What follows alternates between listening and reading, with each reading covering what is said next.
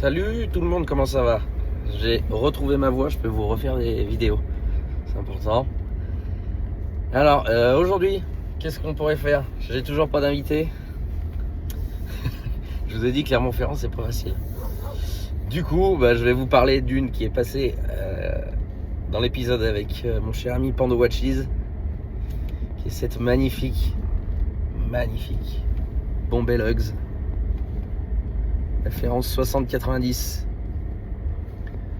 C'est totalement ma cam. C'est magnifique. Ceux qui me connaissent savent que c'est ce genre de pièce que j'adore. Je vais éclaircir la voix.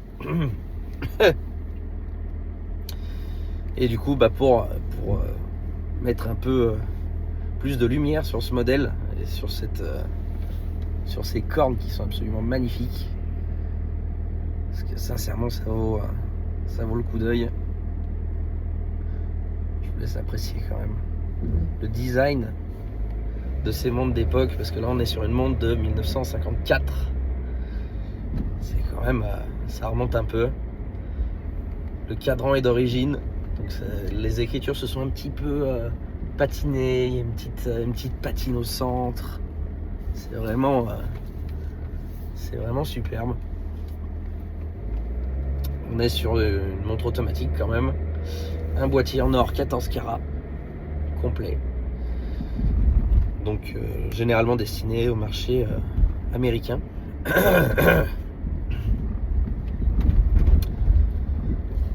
Et que dire d'autre si ce n'est que c'est 33 mm. 33 mm. C'est magnifique. C'est magnifique. Je trouve ça tellement chic. Tellement plus chic que les modernes. Je sais pas vous, mais moi c'est vraiment mon appétence pour les montres modernes. Non. J'ai vraiment un truc avec les anciennes. Je sais pas, il y a un côté plus artisanal, un côté plus... les proportions sont plus justes. Moi qui suis un peu dans le métier du design, je trouve ça juste parfait, quoi. C'est parfait, il n'y a rien à dire. C'est un peu plus épais, mais c'est une consistance. Le verre est plus haut. Tu vois, ils essayaient pas forcément de faire extra plat, surtout dans les années 50. Ils faisaient plutôt robuste que extra plat, parce que ça aussi, on n'en parle pas beaucoup, mais sur les modèles des années 70, enfin plutôt 80, 90, quand on cherchait la finesse, on avait des mouvements certes extrêmement fins, extraordinaires, mais d'une grosse fragilité, forcément. Et puis même une usure plus importante aussi. Quand les pièces sont très fines, forcément il y a moins de matière et ça joue plus. C'est dur à expliquer, mais en général c'est le cas. Et j'ai vraiment un coup de cœur sur ce modèle. C'est un flash, laisse tomber comme c'est beau, quoi. Laisse tomber comme c'est joli. Voilà, c'est plus une vidéo pour vous montrer ce coup de cœur que j'ai. Alors elle est en vente, mais alors finesse, ça me fend le cœur de vendre ça, quoi. Putain, je pourrais la garder celle-là. Mais bon, la vie en veut autrement. Et ma foi, c'est une montre magnifique. Il faisait un beau soleil. Je me suis dit, allez, je vous fais une petite vidéo comme ça pour le fun. Je sais pas quand elle sort exactement. Voilà, c'est une petite discussion entre nous. Il y a d'autres modèles un peu comme ça qui me plaisent beaucoup.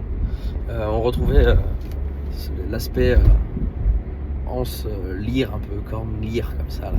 On appelle ça des cornes lyre. Pour les Rolexman c'est des Bombay, mais pour les autres c'est des cornes lyre. On trouve ça un peu chez les Speed, et puis surtout sur certaines Universal Genève, donc notamment les pole routers les plus connus, mais aussi il y avait des monodatiques comme ça que j'ai beaucoup eu de monodatiques, je les trouvais très belles. Il y a eu aussi chez Gruen qui faisait automatique avec les boîtiers Huguenin frères qui sont avec des anses Lear. Parce que généralement, oui, ce sont des boîtiers Huguenin frères. Sauf pour la Rolex, bien sûr. Mais le reste, oui. Les Gruen sont pas mal parce que c'était des mouvements automatiques et c'était aussi pas mal pour un marché américain. C'est les modèles auto-wind, ils appellent ça. Enfin, j'ai pas de référence exacte à donner, mais ça se trouve. Et elles ressemblent fort à des Paul Reuter. Ça, c'est vraiment un exemple un peu typique. J'essaierai d'insérer une photo. Bref, voilà, je vais arrêter de forcer sur ma voix. Parce que je vais finir par la perdre. Et je vous souhaite une superbe journée. Attends, je vais faire un petit gros plan comme ça. Ah putain, mais qu'est-ce que c'est beau. Ah mais qu'est-ce que c'est beau, punaise. Ah là là. La beauté que c'est, regarde-moi ça. Faut que je me gare, ça sera mieux. Aïe aïe aïe aïe aïe, c'est tellement joli. Tellement joli. Tellement cool. Allez, on se laisse là-dessus. Je vais vous mettre une petite insertion de vidéo, quelque chose pour mieux la voir. Je vous embrasse les poulets, c'est une petite vidéo tranquille. Hein. Et puis ma foi, on se revoit bientôt. Allez, ciao.